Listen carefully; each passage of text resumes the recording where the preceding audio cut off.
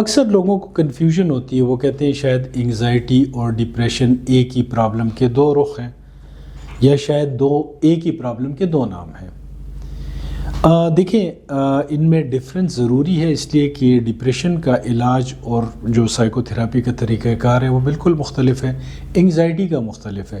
اور انگزائٹی کے ساتھ بہت سارے مزید مسائل ہوتے ہیں، مگر جب کوئی شخص انگزائٹی کا شکار ہوتا ہے تو وہ پرابلمس سائیکو تھراپی کے ذریعے آسانی سے حل ہونے والے ہیں۔ اگر اس کو میڈیکیشن کی بھی ضرورت ہوتی ہے تو تھوڑے عرصے کے لیے عموماً ضرورت ہوتی ہے۔ اب سادہ الفاظ میں اگر میں کہوں کہ انگزائٹی اور ڈپریشن میں فرق کیا ہے، تو انگزائٹی میں ایک شخص جو ہے وہ اپنی انا کی حفاظت کر رہا ہوتا ہے، وہ ہر وقت یہ سوچتا ہے کہ لوگ اس کے متعلق کیا کہیں گے، مستقبل کے حالات کا مقابلہ کرنے کے لیے پریشان رہتا ہے، اس لیے کہ اسے ڈر ہوتا ہے کہ کہیں وہ فیل نہ ہو جائے، اگر وہ فیل ہو گیا تو لوگ اس کے متعلق کیا سوچیں گے۔ اور مختلف سچویشنز، کسی شخص کے ذہن میں کوئی بھی سچویشن ہو سکتی ہے، امتحان کے حوالے سے، کاروبار کے حوالے سے، نوکری کے حوالے سے، پروموشن کے حوالے سے، سوشل انگزائٹی ہو سکتی ہے لوگوں کو، پبلک سپیکنگ وغیرہ وغیرہ۔ تو اگر ان تمام چیزوں کو دیکھیں تو اس کو ہم ایگو سنٹونک بیہیویئر کہتے ہیں، کہ اس کا جو رویہ ہے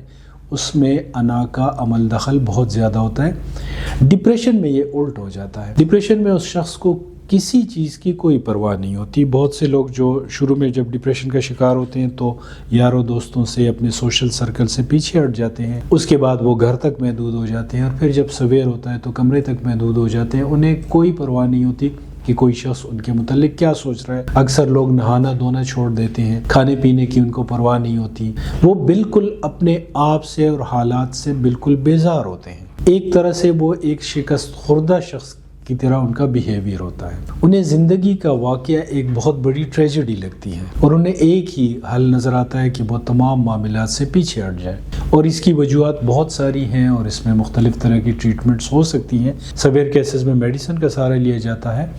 اور مائلڈ ٹو ماڈریٹ کیسز میں سائیکو تھراپی جو ہے اس میں افیکٹو ہو سکتی ہے۔ بہت شکریہ اس پریزنٹیشن کو سننے کا۔ میں نے اس وجہ سے یہ ضروری سمجھا کہ بہت سے لوگ جب مجھ سے رابطہ کرتے ہیں تو مجھے بتاتے ہیں کہ ان کو بہت شدید قسم کا ڈپریشن ہے، اور جب ان سے بات ہوتی ہے تو ڈپریشن کی ان میں کوئی علامات نہیں ہوتی، بنیادی طور پر ان کو انگزائٹی ہوتی ہے جو کہ نسبتاً آسان ہے اس کو ڈیل کرنا۔ شکریہ اس پریزنٹیشن کو سننے کا۔ اگر آپ کو کوئی نفسیاتی مسائل ہیں جن کے لیے آپ کو رائے کی ضرورت ہے تو نیچے میرا نمبر دیا گیا ہے۔